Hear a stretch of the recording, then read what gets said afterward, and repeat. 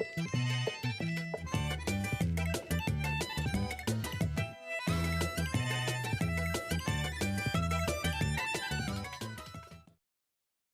वालेकुम व्यूअर्स, मैं हूं फ़िज़ा और ये है खाना पकाना इन व्लॉग्स यूट्यूब चैनल। आज व्यूअर्स मैं आपके साथ बहुत ही सिंपल, बहुत ही इजी रेसिपी शेयर करने जा रही हूँ। पीना कोलाडा कैसे बनता है, किस तरह से बनता है, आइए बताती हूँ।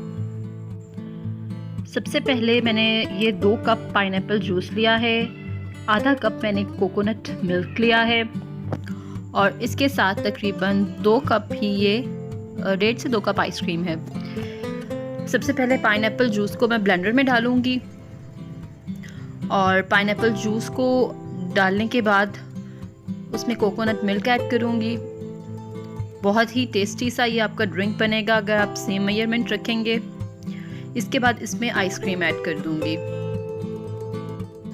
आइसक्रीम ऐड करते साथ ही आपने फ़ौरन इसे ब्लेंड करना है, तभी आपकी ये ड्रिंक जो है वो मज़े की लगेगी।